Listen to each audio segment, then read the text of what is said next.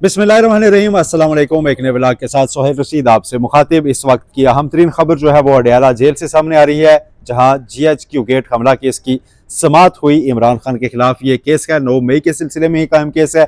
उसकी मुकम्मल तफसील आपके सामने रखेंगे। उनकी कानूनी टीम में कुछ तब्दीलियाँ हुई हैं और एक PTI के जो खातून हैं उनको शोकाज नोटिस भी जारी हुआ है। इसके अलावा सुप्रीम कोर्ट से एक तहरीरी ऑर्डर भी सामने आ चुका है, लेकिन मामला एक और भी निकल आया है। वो है आदिल बाज़ई केस, जिसमें सुप्रीम कोर्ट ने अपना फैसला दिया है आदिल बाज़ई को बतौर रुकन कौमी असम्बली बहाल करने का। उसके खिलाफ इलेक्शन कमीशन ने एक एलामिया जारी करके अपनी वजाहतें दी हैं। वो बहुत अहम मामला हो गया। इलेक्शन कमीशन दोबारा एक पोजीशन लेता दिखाई दे रहा है सुप्रीम कोर्ट ऑफ पाकिस्तान के सामने।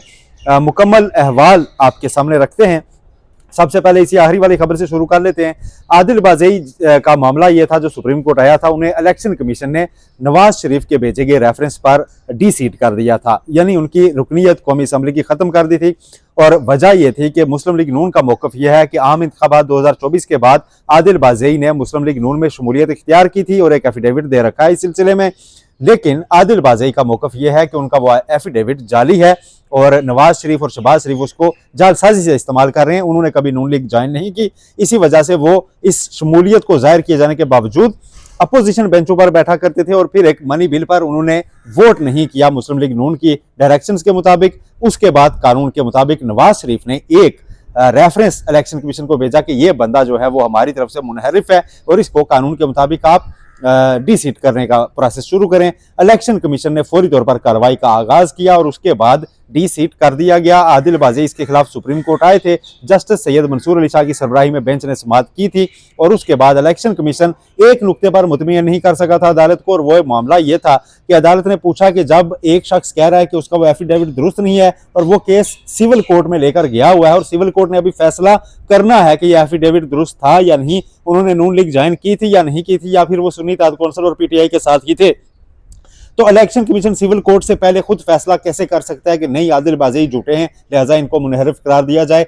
इलेक्शन कमीशन इस पर जब मुतमिन नहीं कर सका तो आदिल बाज़ई को बहाल किया गया था और आदिल बाज़ई की बहाली का तफसीली फैसला जब सामने आया तो उसमें जस्टिस सैयद मंसूर अली शाह के तफसीली फैसले में और फिर जस्टिस आयशा मलिक के इजाफी नोट में इलेक्शन कमीशन पर शदीद किस्म के सवालात उठाए गए थे और यह कहा गया था कि इलेक्शन कमीशन जब एक पार्टी बन जाता है, इलेक्शन कमीशन जब किसी सियासी जमात के खिलाफ चला जाता है या किसी हुकूमत की तरफदारी शुरू कर दे और जो भी चीज़ उसके पास आए उसको हुकूमत की फेवर में डिसाइड करना शुरू कर दे, तो इससे नुकसान होता है जमहूरी अमल का। और इलेक्शन कमीशन की जो असल ड्यूटी है वो ये है कि वो एक न्यूट्रल रहकर अपना आईनी फरीजा सर अंजाम दे और जो इलेक्शन कमीशन को आज़ादी हासिल है एक आज़ाद इदारे के तौर पर, उसे सिर्फ इसलिए दी गई है कि वो हुकूमत के मातहत ना हो और जो लोगों का राइट टू वोट है उसको प्रोटेक्ट करे।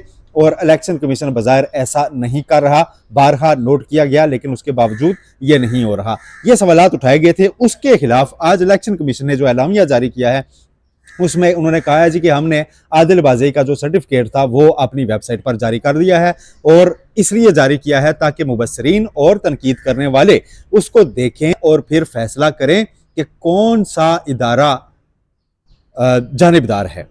अब कौन सा इदारा जानिबदार है, इसमें उन्होंने सुप्रीम कोर्ट का नाम तो नहीं लिया, लेकिन यकीनन ये सुप्रीम कोर्ट के जो फैसला है उसके खिलाफ, क्योंकि सुप्रीम कोर्ट के फैसले में जानिबदारी का इल्ज़ाम वाज़े तौर पर इलेक्शन कमीशन पर आ रहा था। अब इलेक्शन कमीशन ने इसको रिस्पॉन्ड किया है एक तरह से कि जी आप ये चीज़ें देखें और फैसला करें कौन सा इदारा जानिबदार है। एक तरह से इलेक्शन कमीशन ने फिर आज पोजीशन ली है और सुप्रीम कोर्ट के फैसले के अगेंस्ट। सुप्रीम कोर्ट एक तसलसल है जो इलेक्शन कमीशन को अहकाम जारी कर रही है, वो मखसूस नशिस्तों का मामला हो, वो मौजूदा आदिल बाज़ई केस हो, इस सारे मामलात पर सुप्रीम कोर्ट में ये राय पाई जाती है कि इलेक्शन कमीशन एक कैसे प्रिटेंड कर रहा है जैसे वो पार्टी है PTI के खिलाफ, और फिर बल्ले वाला मामला खुद एक दरखास्त लेकर सुप्रीम कोर्ट लाना, उसके ऊपर भी सवालात बहरहाल मौजूद हैं। अब इलेक्शन कमीशन ने आज फिर एलामिया जारी किया है। उसे ये लगता है जी कि सुप्रीम कोर्ट के फैसले पर उन्होंने बड़ी दिल पर पत्थर रखकर अमल किया है और अब लोगों को बता रहे हैं कि देखें जी जानिबदार कौन है। खैर ये मामला तो हुआ। अब जो गुज़श्ता रोज़ की समाअत थी यहाँ पर तौहीन अदालत केस की, उसका तहरीरी हुक्मनामा आज सामने आ चुका है। उसमें ज़्यादा तो फैक्चुअल चीज़ें ही रिकॉर्ड की गई हैं और उसके साथ सवाल जो फ्रेम किए हैं अदालत ने अदालती मामलीन के लिए, उनको उसका हिस्सा बनाया गया है कि जी क्या जब जुडिशल साइड पे केस चल रहा हो तो उसको इंतजामी कमेटी तब्दील कर सकती है या नहीं। इस पर मजीद कार्रवाई तो कल आगे बढ़ेगी।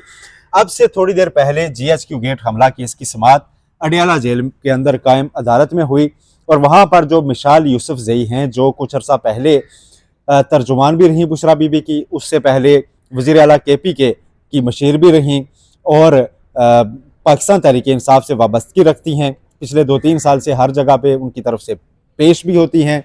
एक बार जब वो RO की तब्दीली का केस था इलेक्शन से पहले, तो उसमें वो सुप्रीम कोर्ट में भी रोस्टम पर आ गई थी, जिस पर काजी फायसानी उनकी सरजनश की थी। आज वो अडियाला जेल में कायम अदालत में पेश हुई और वकील के ड्रेस में थी, वहां पर बतौर वकील पेश हुई। अभी तक की जो इतलात हैं उसके मुताबिक तो वहां पर जो प्रोसिक्यूशन थी उन्होंने पॉइंट आउट किया जी कि इनका मिसाल यूसुफजई साहिबा का जो लाइसेंस है वो सस्पेंडेड है, यह बतौर वकील पेश नहीं हो सकती। तो अदालत ने पूछा, उन्होंने जो भी जवाब दिया उस पर अदालत मुतमईन नहीं हुई।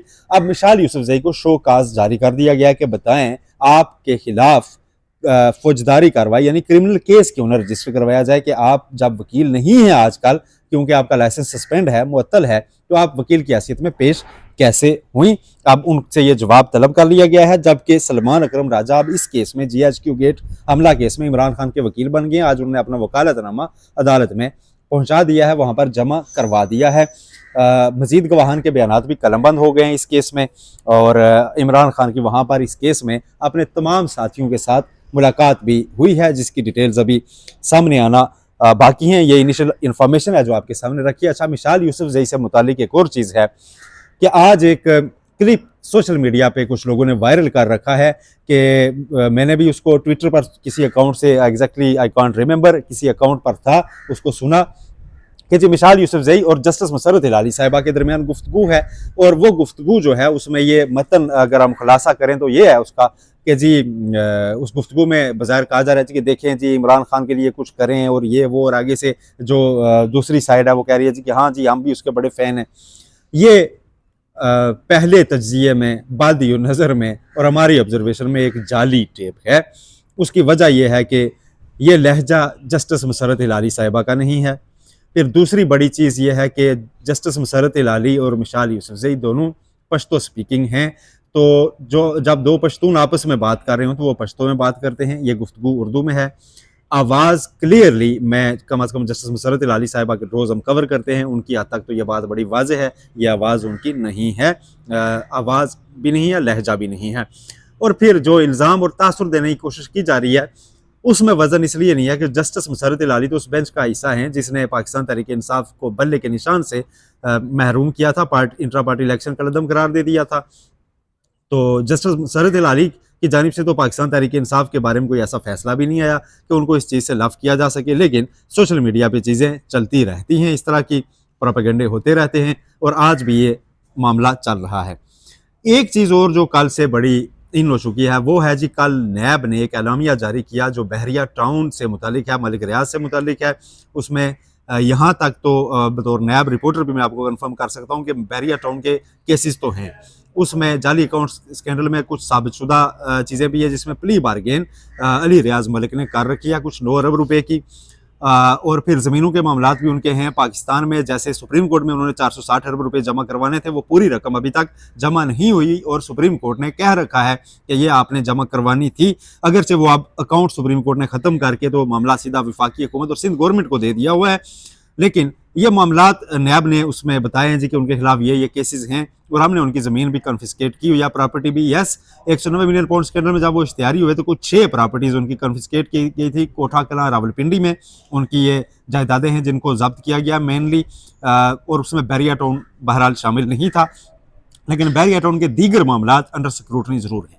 लेकिन उसमें नैब ने एक चीज़ और की कि आप जो UAE में प्रोजेक्ट है दुबई में, जिसमें ये शामिल हैं बैरिया टाउन और मलिक रियाज, और जो वहाँ पर एक प्रोजेक्ट बन रहा है उसमें अगर कोई इन्वेस्ट करेगा तो उसके खिलाफ भी जो पाकिस्तान से वहाँ पैसा ले जाएगा उसको खरीदने हैं तो मनी लॉन्ड्रिंग में तस्वुर किया जाएगा और केस बनेगा। और फिर ये कहा गया है कि मलिक रियाज की हवालगी के लिए अब जो है ना कोशिश हुकूमत की जानिब से की जाएगी।